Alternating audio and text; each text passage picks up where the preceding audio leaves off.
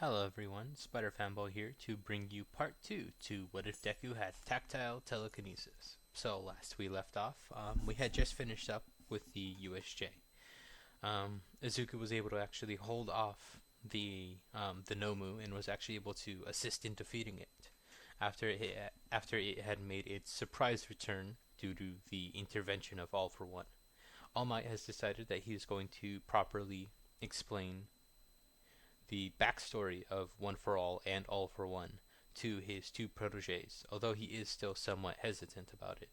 He's not going to be able to get out of it though, as Izuku, post USJ, has been having some dreams in regards to the history of One for All. He's been seeing memories that aren't his and has heard of a name that sent shivers down his spine. He wasn't sure if it was his own shivers, if it was his own fear, but it was instinctive and he knew it was linked to One for All. He heard the name All for One. So, getting into part two, we have our main characters, particularly our deuteragonists, and I'm pretty sure that's the term, in Izuku and Katsuki, since they've been keeping up their friendship here, and they've both been let in as the proteges of All Might and the knowledge behind One for All. Um, they ended up meeting with All Might not too long after the events of the USJ, probably on that very weekend, over the few days that they had off from school. Uh, they ended up speaking with him, which All Might was able to very easily disguise as him wanting to check in on his proteges. Um,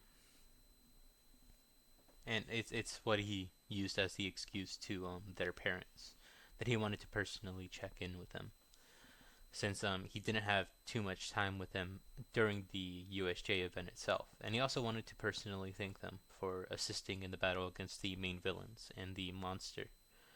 Um, Izuku ends up, they speak for a bit, and when All Might begins to hesitate on clarifying things, Izuku begins to pile his questions in regards to his dreams, the vestiges, and who exactly is All for One. All Might is quiet for a moment before he gives a sigh. He hadn't expected it to happen so quickly, but he supposes that Izuku has shown great synergy with One for All, possibly even rivaling his own, and he's been adapting to its powers and the way it's been influencing his quirk very, very quickly. So he decides to finally explain. He explains the history between the two brothers. He tells them how All for One was the big bad during the dawn of quirks, how he lived as the Quirk Thief, the notorious All for One, and the shadow ruler of Japan, until he decided to put him down. He tells them that he was the one that he faced off against 6 years ago now, since it's been 10 months since he first met them, and he was the one who gave him his injury. In return, he killed him. Although now he and his allies in Naomasa, now he and his allies in Tsukauchi and Gran Torino and Night-Eye, they now suspect that it's possible All for One may have managed to survive the encounter, um, which puts some worry in the two young men, but they're determined to move forward into the sports festival, to make their declaration to the world and to All for One himself that they're ready, that they're standing, that they're willing to stand tall, and that they're willing to face off against them. They won't be holding themselves back. They won't let any doubts or fears hold them back from rising towards the ranks and surpassing All Might. All Might smiles at this. He thanks them, his proteges, for having such faith in themselves and in the training that he's assisted them in. He thanks them for trying to assuage his worries, but he reassures them, if All for One is out there and he makes his return, he will be the one to take care of him. No matter his time limit, no matter the wound, he will ensure that All for One is taken down. That'll be his burden to bear. But if they do want to shoulder a burden for themselves, then he does agree. that the sports festival is the place to begin their journey. That they're going to have to make their declaration to the world, and most importantly, to themselves and to each other. They are rivals after all. He's curious to see which one of them will come out on top. This begins a little bickering session between the two friends, the two rivals, as to who will end up claiming number one as the indisputable winner of the sports festival. So they are going to be jumping into some training. Nothing too crazy just yet. They still go back to school. Aizawa comes in. Maybe he's not as drastically injured since Zuku interfered a lot earlier. Just like those hairline fractures that he has along his skull and like around his eyes. They're just that fraction, that little bit not as damaged. They're that little bit better, that little bit more healed. But yeah, he's still all in his mummy state, Mummy-zawa, and instead of Dad-zawa, and they end up deciding on their names. Bakugo is able to decide on Dynamite much earlier. He was able to come up with it here, although he does try to stack the Explosion Murder God on top of it. But no, he just settles for Dynamite, and Izuku settles for Deku. The nickname that Bakugo has given him here, meaning you can do it. So, yeah, they've all settled on their names, and Shoto still sticks with, Shoto. He's a little bit more reserved here than in canon. He's been trying to improve his usage of his ice, and he got a bit of a dressing down from Endeavor after the USJ. Not just for his lack and his refusal to use his fire, but also the fact that he's been surpassed by his classmates because of that fact. He berated him that if he had just made use of his fire, he would have been able to assist All Might instead of that green-haired kid having to step in. So here, when it comes time for the sports festival, he's going to be much more focused on Bakugo and Izuku. Although obviously Izuku is his number one priority. As for the training is going to be insane. Izuku and Bakugo are going to be dividing up their group training with each other and their friends, their classmates. So basically the Baku squad and the Deku squad for canon. So it's going to be like group training between Izuku, Katsuki, Momo, since she's actually I'm pretty sure I made it that she's the president here with Izuku as her vice president. So the two of them are actually decent friends with one another. So Katsuki, Izuku, Momo, Ida, Uraraka, Tsuyu, who is a friend with Izuku after the USJ. Same with Shinso, and Kirishima, Mina, and Denki, which is basically half the class, as they have been kind of following around Bakugo. If he's not with Izuku. Come here. No, shush. What is it? They're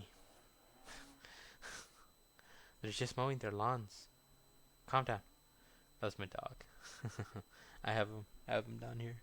But yeah, that's like their group training with one another. Izuku is mainly focused on like helping out Uraraka with her quirk, since it's touch related, similar to his own, and he's been helping her improve her weight, her limit, and her ability to split her concentration between floating multiple objects, keeping track of them, and knowing when to make use of them. Oh, I really hope that doesn't pick up. Oh, I really hope it doesn't. I don't want to move. I really don't want to. That'd be annoying. Okay, you know what? I'm gonna move. Give me a second. It's gonna be jarring, but yeah, it's gonna be very. Yeah, give me a second.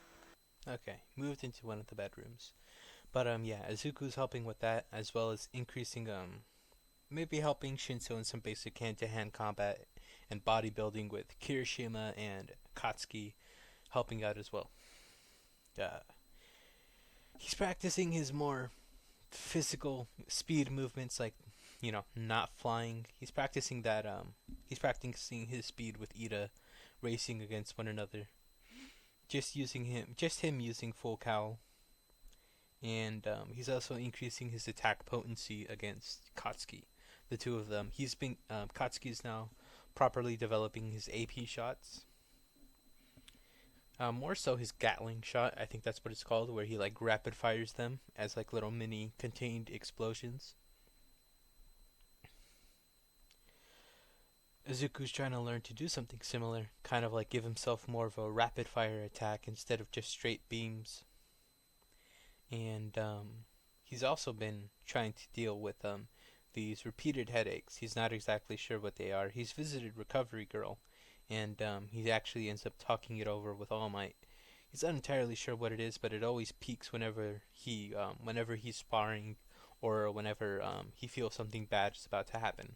Specifically, if it's gonna hurt him. They'll be minor, but he also explained how it popped up during the USJ. He wasn't really sure what it was, but now he thinks it might be something related to One for All, or some other kind of mutation of his quirk. All Might agrees, and he says that he'll be looking into the past users of One for All. Maybe it'll have something to do with them. He's going to be going to Nezu and Night Eye for that. Speaking of Night Eye, he's kind of properly come around to the fact that Izuku and Bakugo are, All Might's proteges. After he had his discussion with the Lemillion back when he was brought into the fold, he's kind of begun to mellow out. He recognizes the two young men for what they are, not replacements for All Might, but his successors, the heroes in their own right, Dynamite and Deku.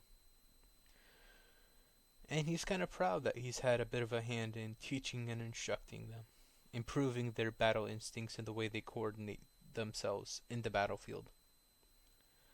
Speaking of, Izuku actually needs help with managing this new aspect of his quirk, so he's actually going to be training with Lemillion and Katsuki, and possibly even the rest of the Big Three.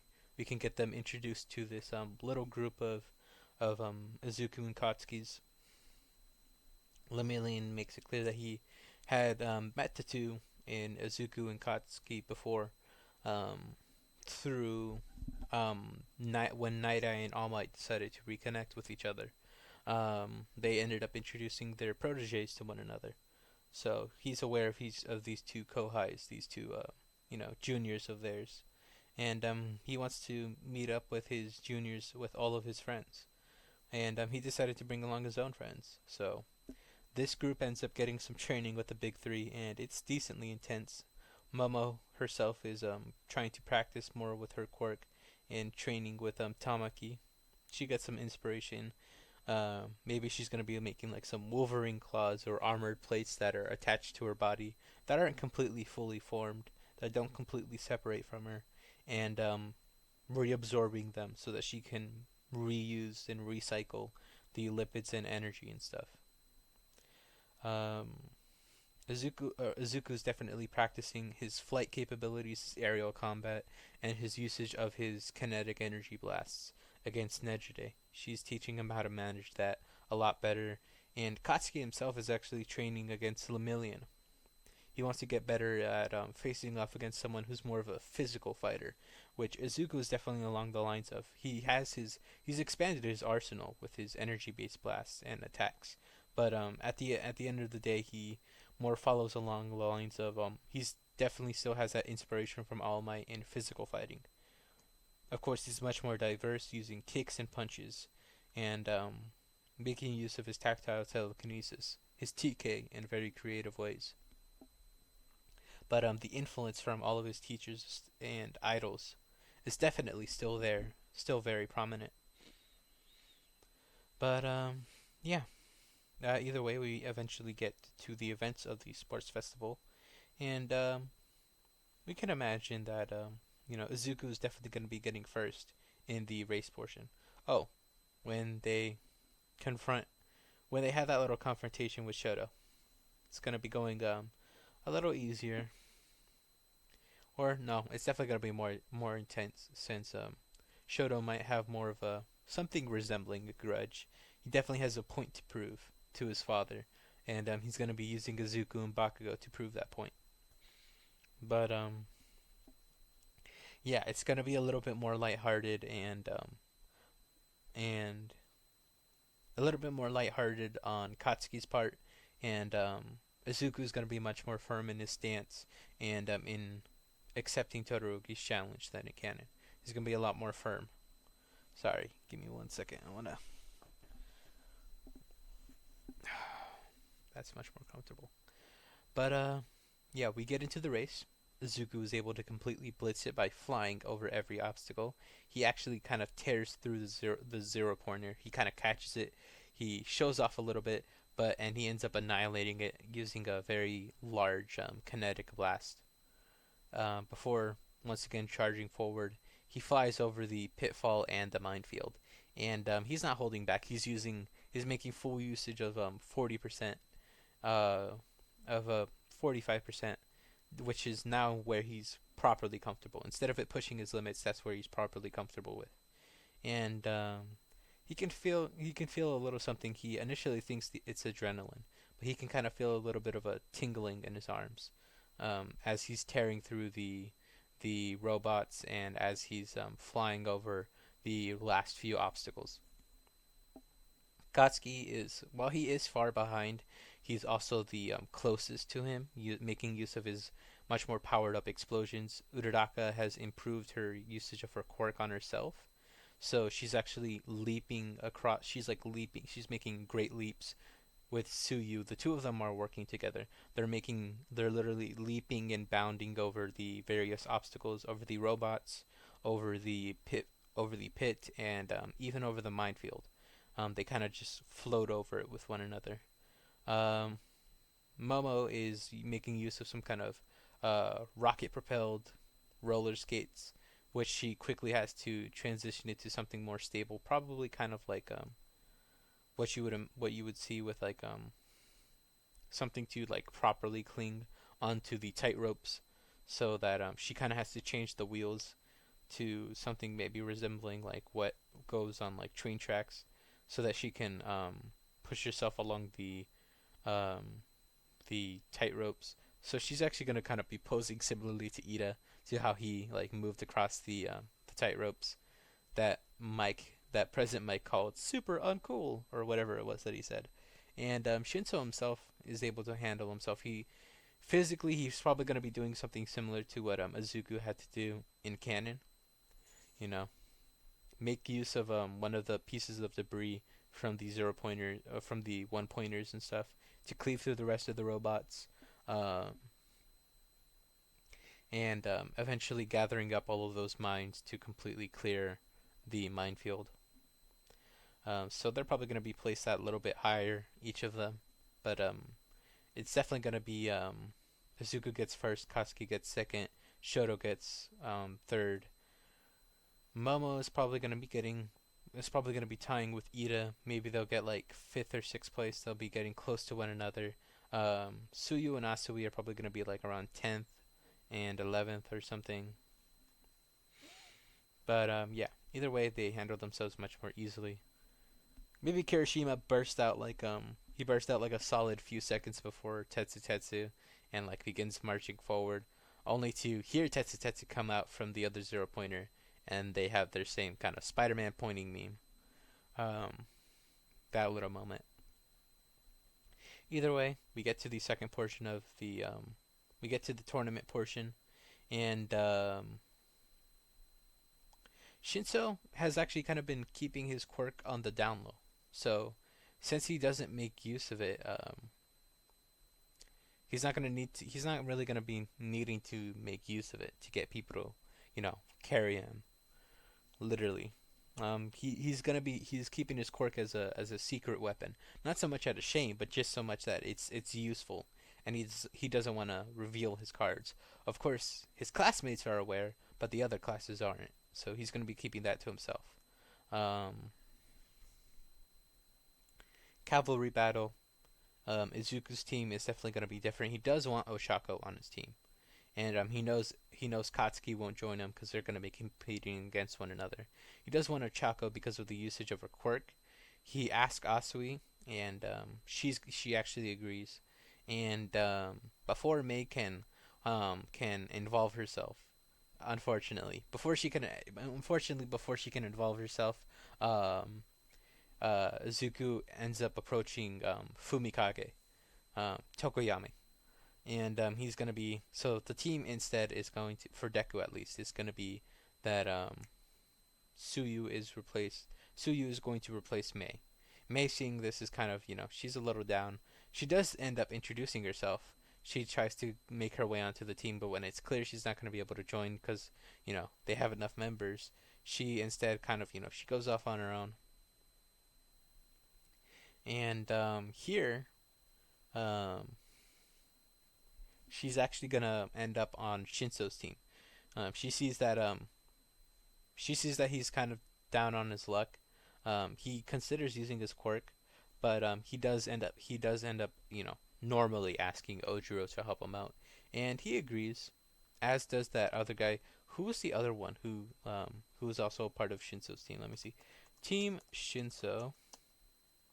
Um, Cavalry. Cavalry. Cavalry. Battle. MHA. Team Shinso. Okay, but what did his team consist of? Okay, so it was him, Aoyama, and that guy who wore like the Saiyan armor. I don't remember his name. Oh, I don't remember his name, but like his costume was based around Saiyan armor. He's from Class 1B. I think he had like a lock-on quirk or something like that. So Shinzo is actually gonna ask Ochiro to be a part of his team. He's gonna agree. He briefly considers Yama, but he first goes for the random 1B kid that he ends up bumping into. He kind of like, do you want to join our team? And he's like, I guess. His own classmates have kind of grouped up together, so he doesn't really have anywhere else to go. And instead of Aoyama joining, Mei ends up introducing herself, and they're all kind of off put by her energy. Shinso is basically the equivalent of Mini Aizawa. Ojiro is, kind of passive. Not so much that he's a pushover, but okay, so he can come off as a bit of a doormat, but through no fault of his own. He's just a gentle kind of guy, and I don't really know the wannabe Saiyan. I don't really know much about him, but yeah, that's gonna be their team, and I don't want to jump too much into it because it's Izuku just tells Oshako um to help. He doesn't even really need their help, but they will be useful. He tells Ochako to to make them float so that to or just mainly to make um, Tokuyami and Asui float, um, since so that she doesn't have to stress her own body by adding them as well as having to make herself float. So he tells her to make Asui and Fumikage float. He's gonna be lifting them up using his tactile telekinesis. He's gonna be keeping them in the air. Um, he wants Tokoyami and Tsuyu to be their main lines of defense, against more physical attacks. And if anything is too dangerous or too fast for them, he'll be taking care of them with his barriers and his TK field. But yeah, he tells them to take any pot shots that they can. They wanna secure their place, but and they don't want to take any risks. So they have like a solid defense in Izuku, and as well as Suyu and Tokoyami and their reach through Dark Shadow and Suyu's tongue. Izuku himself is able to bolster. He's mainly focusing on keeping them afloat as alongside Ochako. Um, he tells her that if she needs to, she can release. He mainly just wants to do it so that he can properly focus on keeping up his barriers and his force field and his field of sensing, which she acknowledges and agrees with. She'll let him know if it becomes too much for her. But just these two throughout the course of the cavalry battle is not gonna be too draining on her. She'll be able to manage, which she does. They're able to secure their place as they're able to maintain their place as number one. Katsuki definitely wants to go after Izuku, especially after he claimed first place in the in the race. He definitely wants to go for Izuku, but he's stonewalled by we could say that he's actually stonewalled by what was it? Class 1B's team, Team Monoma or whatever. He's being a prick, and Katsuki decides that, oh yeah, no, this smug little asshole is gonna get his ass beat if he has anything to say about it. So here he's actually taking on Team Monoma because same reason he pissed him off, but he's not as too violent about it. He's not as mean spirited as like yeah. He's just a bit. He's not gonna be banging on Kirishima's head, um, or if he is, it's not like so hard that Kirishima has to harden his head to defend against it.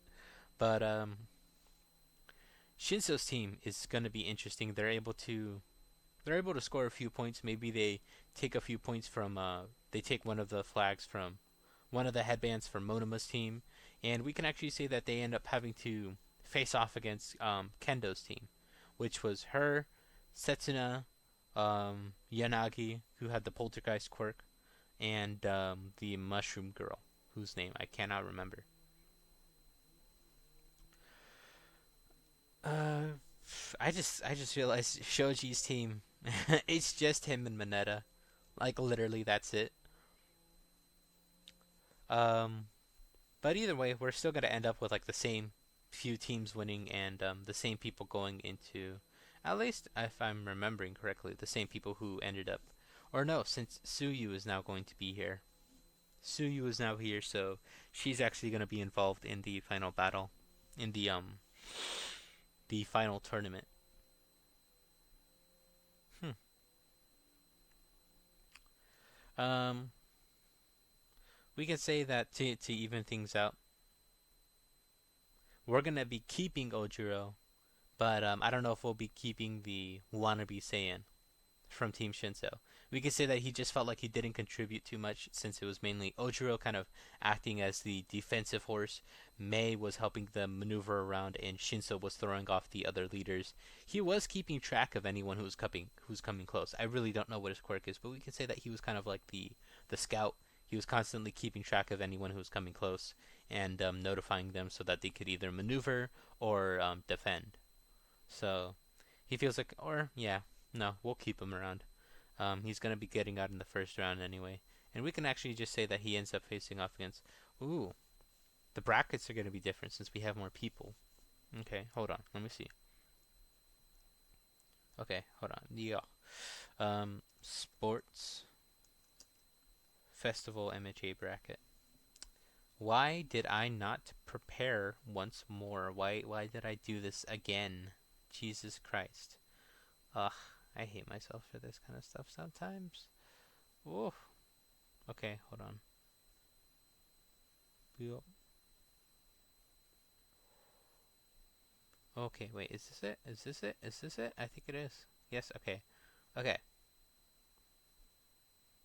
So yeah, Bakugo's team isn't gonna really be that different, except that he remembers all of their names.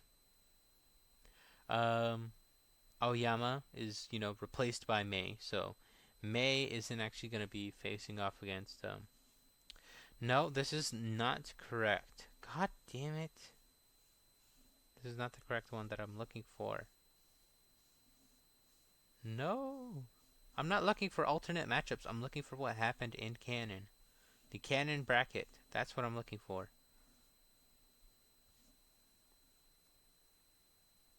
Okay, is this it? Is this it? Is this it? Yes. Yes, it is. Yes, it is. Okay, I found it. Okay. So, mainly to discuss who is going to be replaced. So teams Shoto and Bakugo are the same. Izuku's team is only different in that Mei is going to be replaced by Suyu, and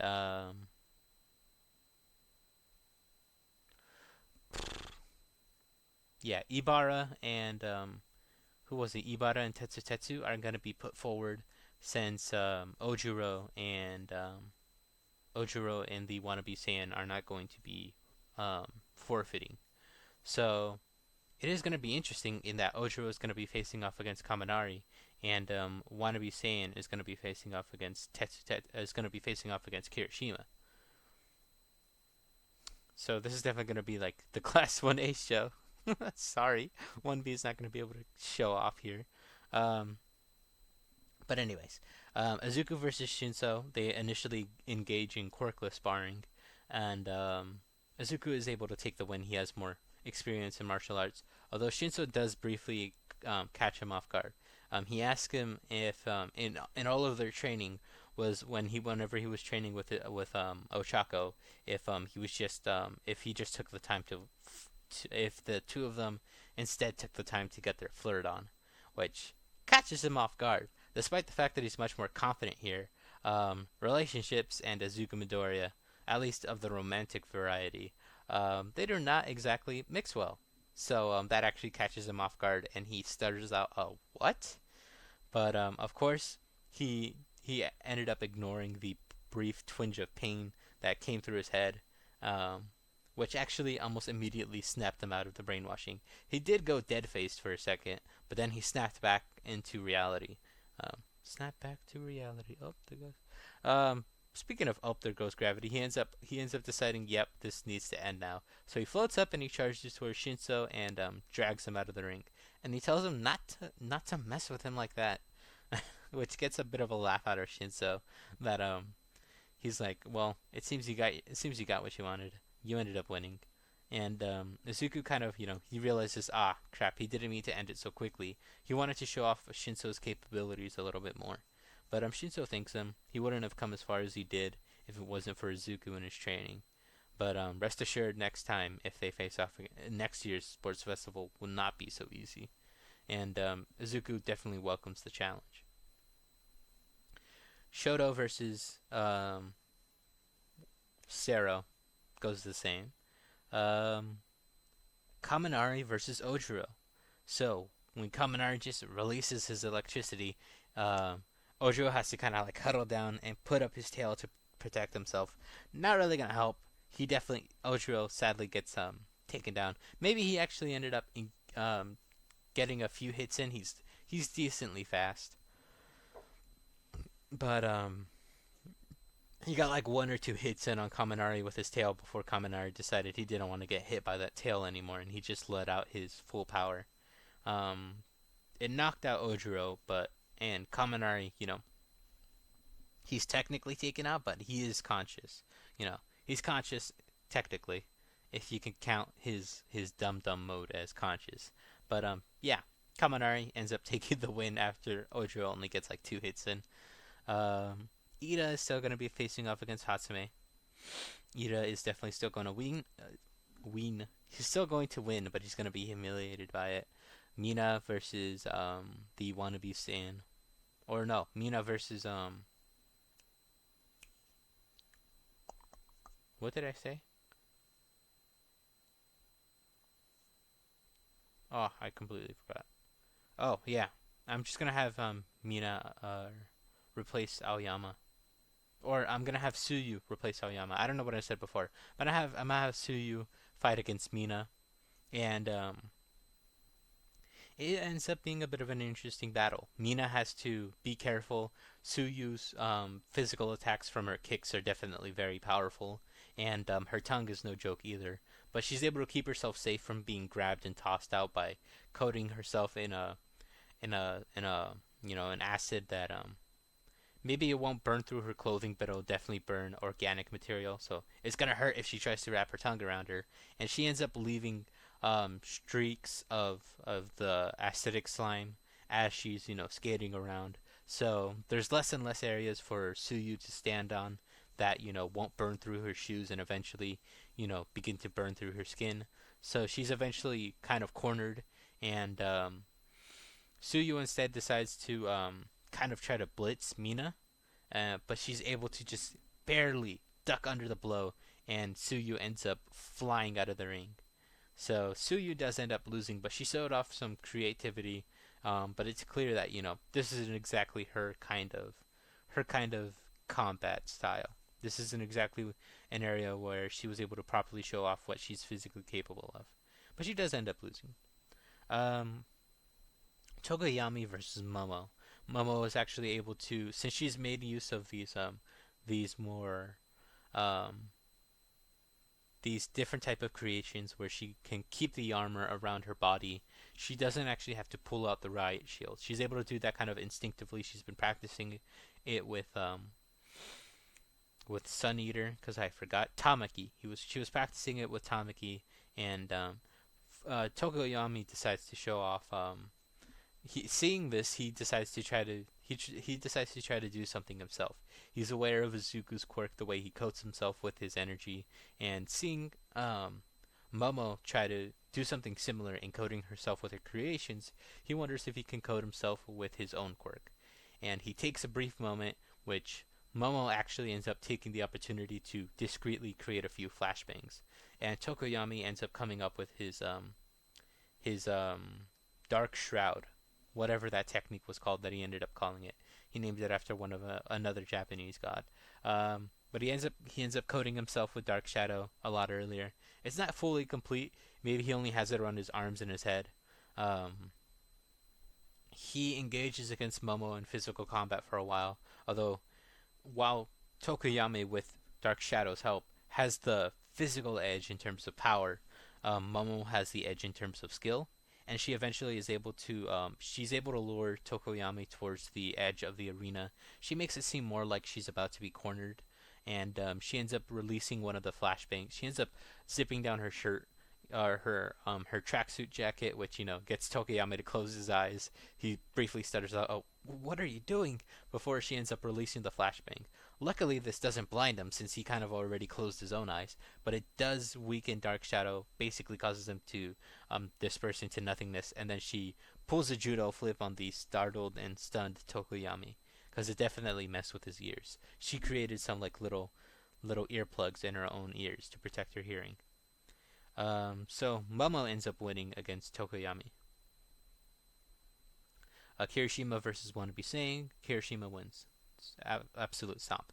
Katsuki versus Ochako. Now, she has been doing some physical training, but Bakugo is leagues above what he was at this point in canon, so he is going to take the win.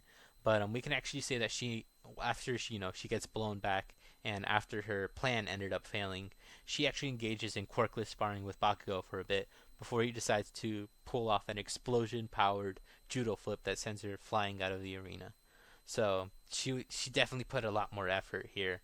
Not that not that she just has the greater capability. She has more capability to put more effort. So she put a much more valiant fight here. Izuku is now going to get into his battle with Shoto. They do still have their confrontation. Shoto explains his origin story, and Bakugo was listening in, which Bakugo definitely thinks it's fucked up of Endeavor the way he treated his family. But and Izuku is of much the same mind. So when Izuku has his little chat with Endeavor, he's much more firm. He's not as shaken or intimidated. He's not stuttering. Maybe he's like a little intimidated because it is Endeavor. It's like a giant. I don't even know how tall he is. How tall is Endeavor? I'm pretty sure he's taller than All Might, which is absolutely insane. Endeavor height. How tall is he? He's 6'5". That man is a giant. I really hope he is taller than All Might, because otherwise I'm gonna look like an idiot. No, All Might's probably taller. Yeah, All Might's like 7 feet. Okay, I was an idiot. I don't know why. It's just that I'm pretty sure there was a few shots where it looked like he was taller. Am I tripping? All Might and Endeavor height. Let me see. Am I tripping? I'm pretty sure there was a shot where it looked like Endeavor was taller than All Might when they talked to one another in the at the USJ. And when they do have this talk, we can easily get the reveal, that Izuku and Bakugo are actually proteges of All Might, which definitely is going to be pissing off Endeavor again. But now that he's learning that his son is not only losing to these two seemingly nobody kids, but that they're the proteges of All Might himself. Definitely pisses him off. But either way, getting into the battle against Izuku versus Shoto, much more hard fought. Although Izuku makes it clear, if Shoto isn't going to be using the full brunt of his capabilities, Izuku isn't going to either. So he only makes use of 45% full cowl, which is more than enough. It's overkill. Just using that alone, he's able to completely make an absolute joke out of Todoroki. He's tossing him around the ring, but he's not tossing him out. He does eventually end up, getting that right sequence of words. It's your quirk, not his. It's your power. You can do whatever you want with it. And this gets Shoto to unleash his flames, and in response, Izuku ends up unleashing a full power kinetic energy blast. Um, it comes not only from his eyes, but from the center of his very chest. It kind of like arcs around his body before he releases it full blown, completely forward in like a cone of red and green energy that clashes with Shoto's flames. Cementos does, try to put up the barrier, but here Izuku is able to stand his ground, quite literally attaching himself to the very ring itself, so he's not sent flying out. And when it's shown that Shoto is still standing, he blitzes forward and he hits him with a concussive wave of energy, which knocks not only knocks him unconscious, but it knocks him out of the ring. So Izuku ends up winning. Um, in the battle between, I already forgot who I had replacing, or I had Denki winning anyway. Okay, so Denki versus Ida. Denki is confident and he tries to once again, release his full blown energy to knock Ida out. Ida, similarly to Oshiro, only gets a few hits in. He does end up like kicking Kaminari. He almost sends him flying out, but Kaminari was just barely able to keep himself in the ring. He slides across the ground, um, and once again unleashes his full blown attack. I think it's like 2.3 million volts at this point, and he ends up knocking out Ida. So once again, Kaminari ends up taking the win. Yay for Kaminari. He's showing off a lot more skill here. Um, then we get to Mina versus Momo. This is gonna be interesting since here Mina is actually trying to she's trying to push Momo similarly to how she did with Suyu. She's trying to corner her towards the end of the ring so that she can try to push her out. But Momo ends up taking the opportunity. She takes some inspiration from Mina and creates a thin layer of a coat that will completely neutralize any of the acids that Mina tries to use on her, which she then takes the opportunity to dash forward and land a few hits, a few blows on Mina before judo flipping her out of the arena.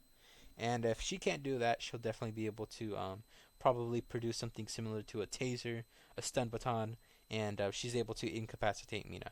It's a hard fought battle, especially because of Mina's more acrobatic fighting style, the way she moves herself around the battlefield. It's going to make it difficult for Momo to get a proper strike on her, but she is able to eventually win. Bakugo versus Kirishima goes the same, except that they're both stronger, but Bakugo is leagues ahead of where he was, whereas Kirishima is only marginally stronger and more, improved with his quirk. So, not going to make enough of a difference. Bakugo does still end up winning. Izuku versus Kaminari.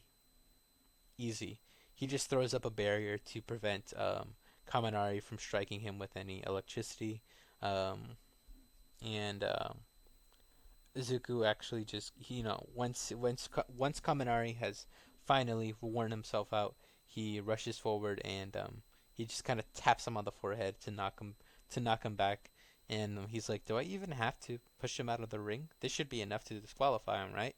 And Midnight agrees and has Kaminari disqualified for taking himself out of the battle. Um, Bakugo versus Momo. It's a very interesting battle as Momo actually develops some creative counters towards Katsuki. Um, she initially just tries to use basic water to try to damping out his sweat. She uses cold water to she releases like a spray of cold water um, from like a hose that she ends up pulling out from her stomach. Having to push out a lot of cold water ends up draining her of her lipids very quickly. She's running low on stamina after her last few battles, and it definitely the cold water causes Katsuki's pores to close up, so it becomes more difficult for him to begin sweating. But But he does so they actually have to engage in quirkless combat. And despite Momo being tutored and her pulling out a staff, Katsuki is just too ferocious. He's too physically powerful, and he's actually able to punch straight through the staff. He actually enhances the punch with an explosion. He punches it. He punches straight through it, which the punch then clears through it and then hits Momo in the nose, which causes it to break, and or at the very least, it's gonna mess her nose up before he lashes out with an explosive kick. Learned a little something from Izuku and his shoot style that he was developing against Mirio, and he launches out with an explosive kick, and it basically hits her like a buckshot. It launches her out of the arena, and she's definitely winded. Izuku or Katsuki ends up approaching her and helps her to you know to get to the medical droids, and he praises her. She definitely put up a lot more of a fight than he would have thought, but she's tired herself out. Right now, he needs to go win first place. And we get to Izuku versus Katsuki, Deku versus Dynamite. Oh, it is an absolute fun battle. They start off with some quirkless sparring, almost treating this like one of their training matches. They begin to ramp it up. Izuku makes use of full cowl to try to throw Katsuki off, but it's not going to work too much. He's keeping it low, 15%, nothing too crazy, but Katsuki isn't having it. He tells him to go. He tells him to go all out. Don't treat him with any kind of disrespect or any kid gloves. Acknowledging this, Izuku powers up to 45%, which once again causes his energy to begin wilding out, and he contains it using his tactile telekinesis, his TK. Merging the two, he is much more powerful. He has a very clear, visible aura of red and green energy surrounding him. And Bakugo begins to light his explosions. He kicks off his shoes so that he can make better use of his explosive kicks this time around. And they begin to engage against one another. Izuku clearly holds the advantage, but he's also holding back just enough so that he can enjoy the fight with Katsuki while also putting in enough effort to not treat him like a joke. But eventually, they end up getting into a final clash. Katsuki prepares himself for a howitzer impact, and Izuku prepares himself for a supernova release, or something along those lines. Maybe he'll just call it his supernova, where he builds up all of his energy and he releases it kind of like what Gogeta does in the movie against Broly, in the Broly movie, where he unleashes his energy up towards the air. It's like a stream of beams that are empowered by One For All and his kinetic energy, and they clash with Katsuki's explosion midair, and it creates a very powerful shockwave. Katsuki ends up falling back towards the arena. He was launched back into the air and unconscious as well, and he begins falling back towards the arena. Izuku flies up and catches him before he sets himself down he's floating just above the grass outside of the arena, and he unceremoniously just drops Katsuki. Everyone kind of sweat drops at this, but Katsuki ends up waking up after being dropped like that, and he swears at Izuku, who's like, "What the hell? You didn't have to drop me that hard, you damn nerd." But they have a nice little moment. Katsuki definitely respects Izuku's strength, but he says next time it's going to be in an even closer battle, and he's going to face him off when he has all of that power unlocked. Izuku smirks at this, and he tells him that he'd expect no less from his number one rival. And we get to the end of the sports festival. Izuku and Katsuki. Izuku is first place. Katsuki is second, with the others tied for third place. But yeah, with Kaminari and Fumikage in third place, they share it with one another. And Tenya does still, unfortunately, he gets his call. Ingenium has been taken down by Stain. And we can move on to the after. We can definitely see a moment between All Might and Katsuki and All Might and Izuku. He congratulates his proteges for coming this far, and he definitely thinks that they've done well in declaring their spot. Also, I completely forgot the speech, the speech at the beginning of the sports festival. Since Izuku and Katsuki ended up tying for first place in the entrance exams, the two of them ended up giving a shared speech where they made it clear that they were going to be competing against one another in the finals. throughout the entirety of the sports festival, and that if anyone else wanted to butt in on their confrontation with one another, then they'd better give it their all. Otherwise it would end with the two of them at the very top, which they definitely proved, claiming first and second place. But yeah, he's proud of them. He has a nice moment, and we ended up ending on the sports festival. Um, the group of friends is going to be concerned with Ida when they end up learning about what happened to Ingenium, and Katsuki himself is trying to encourage Izuku that they need to, they need to confront Four Eyes. It's clear he's not going to be in the right headspace, but he tells them that it's not exactly their place, but they'll they'll offer whatever help that they need, and even if it isn't wanted, they'll step in if they need to, which satisfies Katsuki. He's like, all right, all right, as long as you know that we're not letting Four Eyes go off on his own on some kind of revenge quest. And he's like, yeah, yeah, I know. Now, internships. Momo is not going to be going for she's not going to be going to Ubawami. Instead, she wants to improve her combat capabilities using her creation quirk. She doesn't want to go to Fat Gum just yet, despite the offer being made by Tamaki, and she definitely has to spend a few minutes consoling him because he definitely goes into the corner after she refuses. But no, she instead wants to intern under Yoroi Musha, the armory hero. I don't exactly, I don't know his hero name. Yoroi Musha. Yes. Um, it straight up is not giving me his hero name. What is his hero name? Is it literally just is? Does he just go by his? Okay. Uh, yeah, he's the former. Oh, right, right. He's currently the number 9 hero. The equipped hero. Yeah, he just straight up goes by his name. The equipped hero Yoroi Musha. Okay. But yeah, she wants to train under him. He has like some kind of armory based quirk all around, based like completely around weaponry and stuff. But yeah, she's gonna be training under him. He was interested in how she made use of her quirk and how she made use of weapons and how she like formed armor over herself through the usage of her creation quirk, and even how she pulled out some Wolverine claw type stuff, or making blades along the side of her arms like Batman does with his gauntlets, and yeah, so he's gonna be training her for her internships. Suyu and Ochako do still go to the same ones. Ochako wants to improve her base physical quirkless sparring capabilities.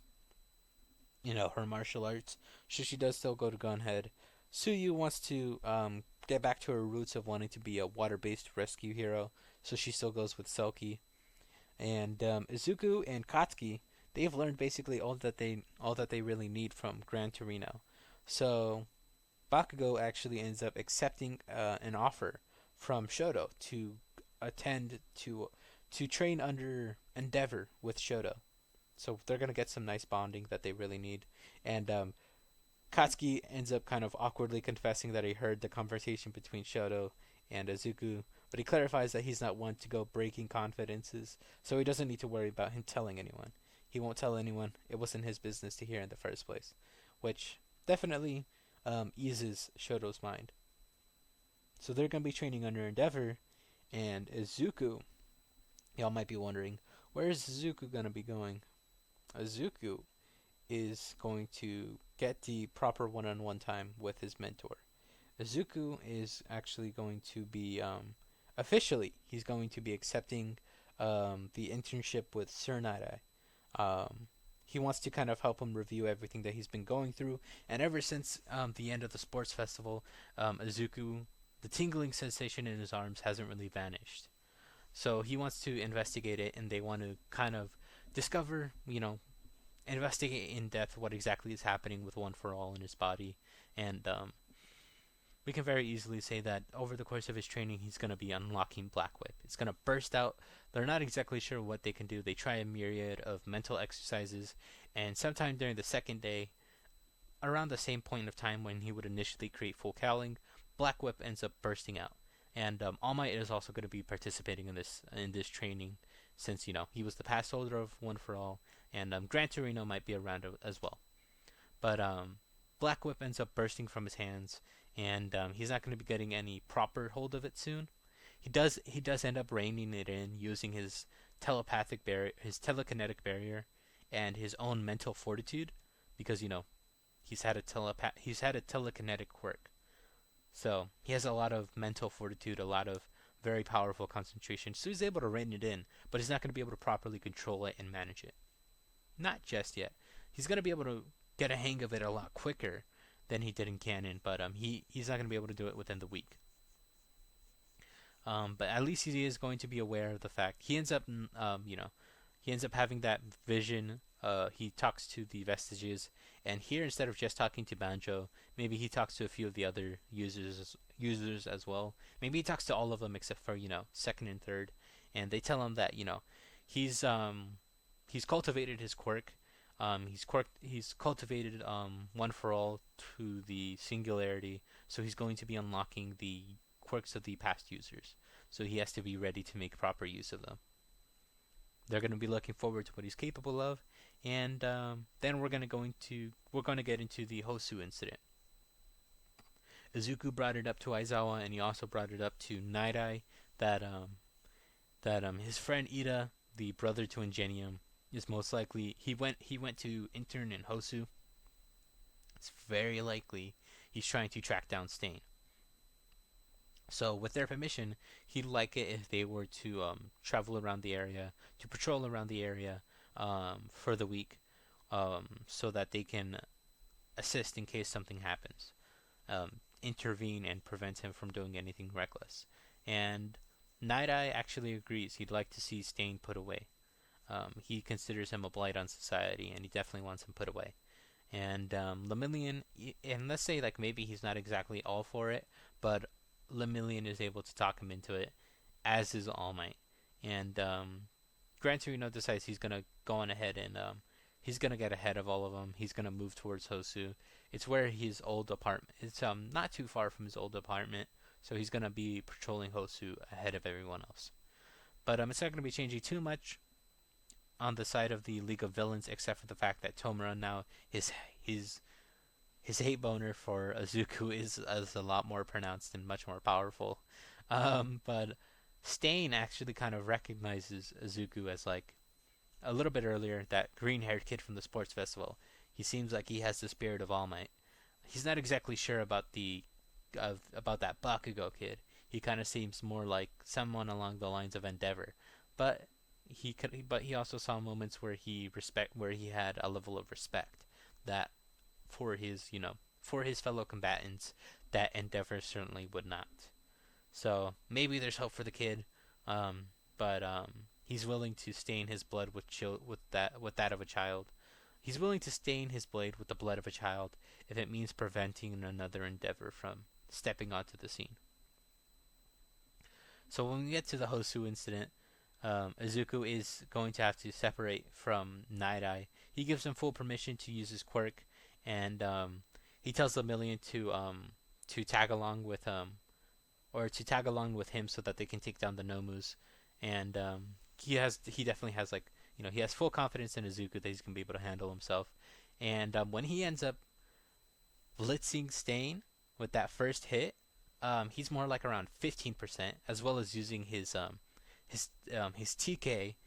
So he ends up knocking Stain out for a few seconds. He is still that absolutely insane man who ignores all physical damage that he is in canon. He's the same absolute fanatic. So he's able to bounce back, although he's very clearly groggy, and he ends up sending out his location to everyone that he can. Katsuki and Shoto, who have been training with one another, which has definitely forced Shoto to up his usage of his flames and his mastery over them. He's cultivated it a lot quicker. But the two of them end up getting the message. They separate from Endeavor, and when they come onto the scene, it's to Izuku handing this supposed hero killer his absolute ass.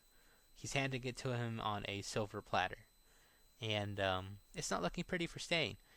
They decide to stand back for a brief second so that they can retrieve Native and Ida, who is once again, he's trying to protest, but Katsuki basically tells him to shut up and let himself be rescued, which draws Stain's attention. Shoto ends up putting up a barrier of ice, but it's not needed as Izuku actually makes a barrier in the surrounding area, which keeps Stain enclosed in the alleyway with him. He tells the two of them to retreat and to come back when they've gotten Ida and Native to proper, to the EMTs. When they get them to the EMTs, they can circle back. And his mentors are already aware. Night Eye and Torino and Lemillion are already aware. Shoto isn't exactly sure who two of those people were. He knows who Night Eye is, but he has no idea who Torino and Lemillion are. But Bakugo gets it. He's like, look, it's fine. The nerd can handle himself. We need to get these two to safety. They end up dragging Ida off, and halfway through their travels, Ida's paralysis ends up wearing off. They wonder if it's due to the fact that maybe they've escaped Stain's range, or if his quirk has worn off because he's unconscious. But Native still being paralyzed disproves that theory. Katsuki himself, he mutters aloud it may be due to blood type, as they had questioned Ida as to what exactly happened. He tells him that he cut him, and then he was paralyzed. He has no idea if he needed to do something outside of that, but all he knows is that he cut him, and then he was paralyzed shortly after. And he says it might be due to blood, it might be due to the wounds that he gives you, but either way, they don't really have time. They end up setting the injured down, and they circle back to Izuku. By the time they get there, he's outside of the alley with Stain all tied up and held in a telekinetic barrier. He's holding him by his hand, and he basically has Stain's when you put a cup and you attach it to your hand, or you stick something to your hand like a pencil and it just stays there. He's basically doing that. He's palming Stain by his back, and he's keeping him completely restrained. He's like, "Hey guys, my arm's kind of getting tired. I can't really feel the weight, but if you keep your arm up for long enough, it's gonna want to fall, and I don't want to hold Stain close to my legs. That'd be weird." He's kind of in an awkward position, but he's beaten Stain. And when the Nomu comes in, Katsuki and Shoto actually take care of it. They end up taking care of it with absolute ease. Stain does end up, we can say that he wakes up, and when he has that bloodlust moment when Endeavor shows up, it might briefly break Izuku's concentration, but sensing the danger from Danger Sense and Stain's bloodlust, he kind of just instinctively hits him in the back of the neck to knock him out. And he's like, "Oh, oops. Sorry." He kind of scratches his chin. He was like, "Instinct, I guess." And Stain is still captured. No injuries. Ida's not gonna have that problem with his leg. Or was it with his leg? Didn't he have an issue with his arm? And that's why Shoto called himself the Hand Crusher. But yeah, no. They get away injury scot-free. Izuku had his barrier up around his body, so no cutting and piercing of his skin. Wouldn't be too difficult for Stain to be, for them to get a blood sample to or his fingerprints to properly ID Stain, and then reveal his quirk of Blood Curdle when he gets arrested. So yeah. The heroes are gonna learn his quirk eventually, and we get into the aftermath. Aftermath of the Hosu incident. Ida's gonna be in trouble, but not too much, since Izuku had permission, and the fact that Katsuki and Shoto only acted in self-defense against the Nomu. They're not gonna be getting. They're not gonna be getting too much of a warning, except maybe. If it were any normal villain, you definitely probably would have gotten a brief verbal warning. So you're lucky it was only one of those creatures. Here, we don't even need to put anything down. Just make sure that you get some permission ahead of time, like the young lad over there. He had the foresight, so definitely want to take that from him. And they nod, they agree. They're like, okay, we'll be sure to get permission ahead of time next time. And we could say that shortly after this event, All Might ends up making an offer to his young proteges. He wants to invite them to Eye Island, although they reveal that they actually got that he asked them if they'd like to attend Island with him. He knows that they'll probably get invites due to their placement in the sports festival, or at the very least, Izuku would. And Izuku actually agrees to attend as to he takes the offer that he got, and the plus one he gives his his invitation from the USJ, and he how would I have them do it? I guess he ends up making Shinso his plus. He takes the invitation from the USJ. He makes Shinso his plus one, and Katsuki decides to accept the invitation from All Might and ask if he can get a plus one for Kirishima, which All Might agrees to. He decides to lend him a plus one for Kirishima. Not too difficult with his connections.